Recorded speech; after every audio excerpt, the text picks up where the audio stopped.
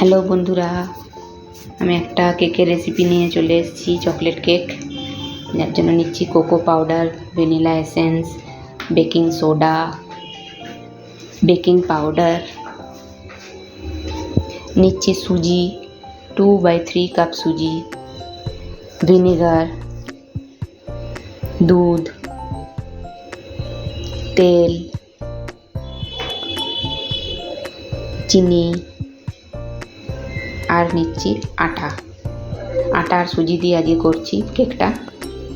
সুজিটা প্রথমে মিক্সার গ্রাইন্ডারে গ্রাইন্ড করে নেব, মিহি করে এখন করে নিয়েছি। এবার দেব সুজিটা, মনে রাখবেন 2/3 কাপ আমি দিয়েছি। মেজারমেন্ট করে করবেন, কেকটা দারুণ হবে। মেজারমেন্টটা একটু এধার ওধার হলে কেকটা একটু গন্ডগোল হয়ে যায়। এবার দেব আটা দেব হাফ কাপ, 1/2 কাপ। তারপর দেব চিনিও দেব হাফ কাপ।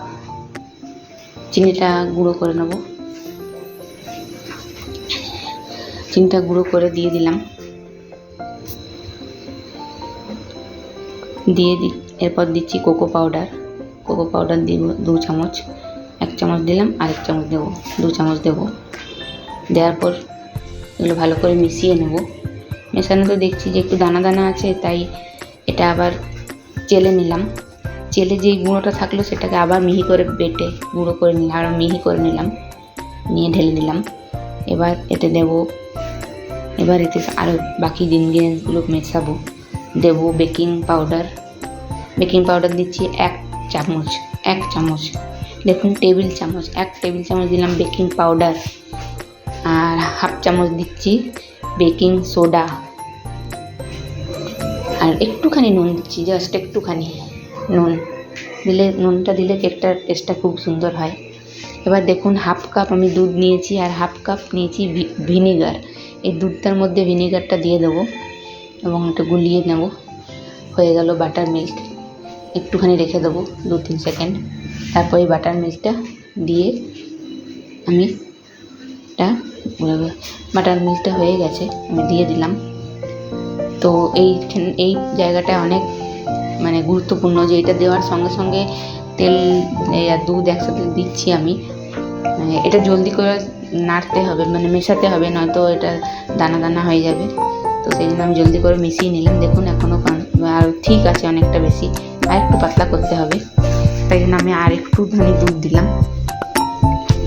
দুধ দিয়ে ব্যাটারটা তৈরি হয়ে গেল। দেখুন এরকম হবে দেখুন, এইরকম এতটা হওয়ার পর তারপর ভ্যানিলা এসেন্স দিলাম,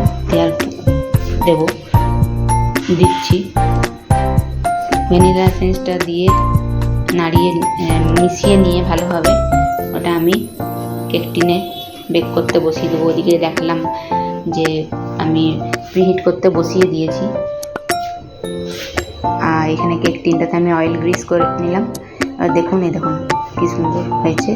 এইরকম থিকনেসটা থাকলে কেকটা খুব সুন্দর হয়, সফট হয়। আর পরিমাণগুলো ঠিক রাখতে হয়, ফলে ভালো, সব ভালো হয়। এবার কেক টিনে ওটা ব্যাটারটা দিয়ে একটু ট্যাপ করে নিচ্ছি, যাতে যত বাবলস আছে ভেতরে সব বেরিয়ে যায়।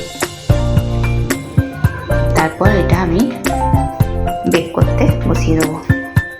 আর আমি ছিদ্রটা বন্ধ করে দিয়েছি। দেখুন আমি বসিয়ে দিলাম। এই যে ঢাকাটার এই যে ফুটোটা, এটা আমি কাগজ দিয়ে বন্ধ করে দিয়েছি। আপনারাও এরকম বন্ধ করে দেবেন যেন হাওয়াটা বেরিয়ে না যায়। আর কেকটা বেক হোক, আপনাদের বেক হয়ে গেলে আমি দেখাবো। দেখুন কিছুক্ষণ পর আমি দেখছি কি সুন্দর ফুলে উঠেছে। এই দেখুন হয়ে গেছে কমপ্লিট। 40 মিনিট লাগলো আমার এই কেকটা বেক হতে। খুব সুন্দর হয়েছে, দেখতেই পাচ্ছেন। আর খুব সুন্দরভাবে দেখুন কেক টিন থেকে আমার খুলে গেছে নিজেই। আমি বাটার পেপার দিইনি, শুধু অয়েল গ্রিস করেছি। এবার আমি এটা কাটবো, এটা দেখাবো আপনাদের যে এটা কতটা নরম তুলতুলে হয়েছে। ছেলে তো কেকটা দেখে আনন্দে একদম আত্মহারা। ছেলে আমার হাতে কেক খেতে খুব ভালোবাসে। মা কেক করো বলে বলে অস্থির হয়ে যায় বেচারা। আগের দিন মালাই কেক করেছিলাম, আপনাদের দেখিয়েছি, দেখুন কি সুন্দর হয়েছে কেকটা, কি স্পঞ্জি হয়েছে। ছেলে তো গরম গরমই কেক খেয়ে নেয়, আমার কেক ঠান্ডা হওয়ার আগেই কেক শেষ হয়ে যায়। গরম গরম কেকই খেয়ে নেয় ও। কেক খেতে খুব ভালোবাসে, দেখুন দিয়েছি ছেলেকে, খাচ্ছে। কি মজা, দারুণ হয়েছে, হেভি হয়েছে দেখছি। আপনারাও করবেন, খাবেন।